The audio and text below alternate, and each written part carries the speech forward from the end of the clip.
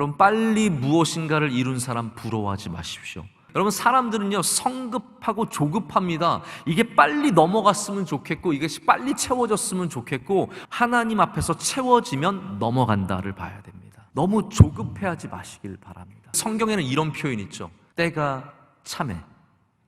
시간의 무게가 여러분의 삶을 꼽히게 하는 것입니다. 우리가 시간을 줄일 수 없는 일들도 많이 있습니다. 특별히 하나님이 만드신 이 창조 세계의 질서는 하나님이 정하신 그 시간 안에 채워져야 그것이 완성되는 일들이 많이 있습니다. 이 사람의 성장도 시간이 필요합니다. 그래서 우리 삶 속에는 물론 단축시킬 수 있는, 짧게 할 수 있는 일들이 있지만 동시에 반드시 시간을 채워야 하는 것들도 있습니다.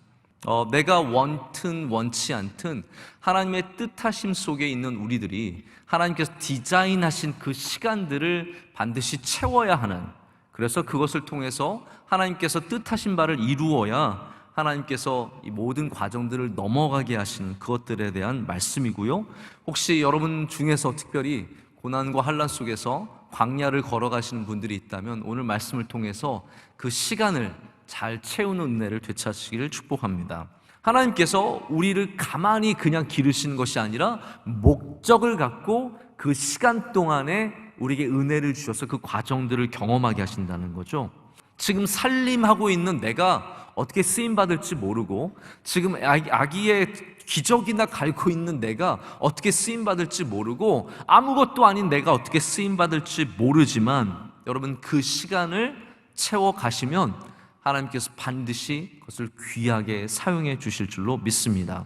여러분, 사람들은요 성급하고 조급합니다. 이게 빨리 넘어갔으면 좋겠고, 이것이 빨리 채워졌으면 좋겠고, 환난과 고난이 있으면 이거 빨리 벗어났으면 좋겠는데, 여러분, 우리가 시간을 바라보는 자세는요 하나님 앞에서 채워지면 넘어간다를 봐야 됩니다. 우리는 성취의 문화 속에서 시간에 눌리는 경우가 되게 많아요. 아이가 공부를 하다가 대학교에 좀 늦게 들어가면 그 시간에 눌려요. 결혼을 조금 늦게 하면 시간에 눌려요. 아이를 좀 늦게 낳으면 시간에 눌려요. 직장에 금방 못 들어가면 시간에 눌려요. 제가 이혜인 수녀님 시인이시잖아요. 그분이 쓰신 시 중에 시간의 무게라는 똑같은 제목의 시가 있더라고요. 이렇게 봤더니 이런 대목이 있어요. 시간의 무게에 견디다 못해 떨어지는 꽃잎들. 제가 이 시 보면서 눈물이 날 것 같아요. 시간의 무게에 견디다 못해 떨어지는 꽃잎들. 우리가 시간을 바라보는 이 시점이 바로 시와 굉장히 닮아 있습니다. 시간의 무게가 슬픈 거예요. 괴로운 거예요. 그래서 이게 우리를 죽이는 거예요. 우리의 꽃잎을 뚝뚝 떨어지게 하고 우리의 젊음이 사라지고 소망이 사라지는 그런 걸로 많이 보거든요. 근데 여러분, 성경에서의 시간을 다른 관점으로 봐야 합니다. 성경에서 시간은요 오히려 채워져서 꽃을 피게 하는 것이에요.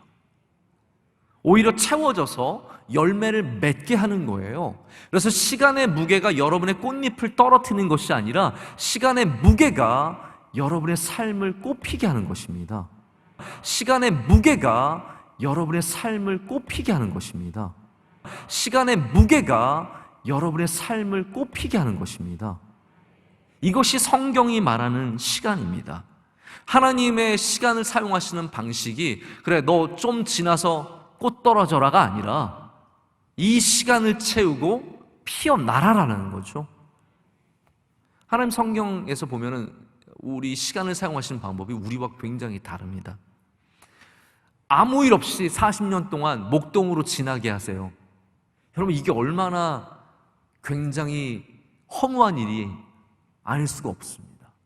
그러나 하나님께서는 그 40년 동안 목동으로 지내게 하신 자를 들어서 이스라엘을 애굽으로부터 탈출하는 리더로 세우십니다. 그래서 우리는 정확하게 알 수 없지만 그 모세의 40년이 텅 빈 시간이 아니라는 거죠. 하나님과 함께한 시간, 하나님의 은혜를 받은 시간, 그리고 하나님께서 계획하신 바로 그 메신저로 성장하는 시간이 분명하다는 겁니다. 여러분, 우리에게 주어진 시간들, 그것을 헛되게 보지 마시고 하나님께서는 반드시 우리에게 광야의 시간을 주십니다. 그래서 광야를 지나가는 게 중요한 게 아니라 예수님을 만나는 게 중요한 거예요. 어쨌든 힘을 대서 내가 능력으로 넘어간 게 그게 성공이 아니라 그 광야에서 예수님과 동행하며 예수님의 말씀으로 위로를 받으며 예수님의 말씀으로 힘을 내는 그게 중요하다라는 거죠. 그게 시간의 무게입니다. 담임 목사가 되어도 반드시 아라비아 광야를 지나가야 되는 것이고, 하나님께서 요셉을 택하셨는데 요셉을 택하시고 꿈을 주셨잖아요. 그리고 나서 바로 그 꿈이 이루어지지 않는다는 거예요. 하나님께서 요셉을 이제는 어떤 틀 안으로 집어 넣으신다는 거예요. 그래서 훈련시키신다는 겁니다. 보디발의 집에 넣으셨죠. 그 다음에는 감옥에 넣으세요. 그리고 나서 나중에 이 모든 일이 지난 다음에 궁궐에 집어 넣으시는 거거든요. 그러면서 이런 말을 하시는데, 하나님께서 그 틀 안에 넣으실 때 그 안이 채워질 때 다음 틀로 넘어갈 수 있다라는 얘기를 주셨는데, 제가 굉장히 많이 도전을 받았어요. 근데 저는 그 틀을 환경으로만 생각하지 말고 시간으로도 생각할 수 있어야 된다는 거죠.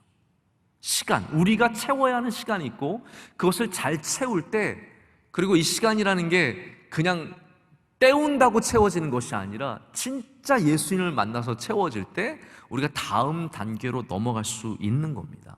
너무 조급해하지 마시길 바랍니다. 너무 조급해하지 마시길 바랍니다. 너무 조급해하지 마시길 바랍니다. 우리가 채워야 하는 시간이 있다는 걸 아셔야 돼요.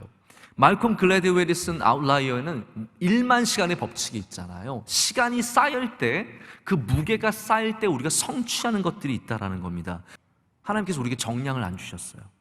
근데 성경에는 이런 표현이 있죠.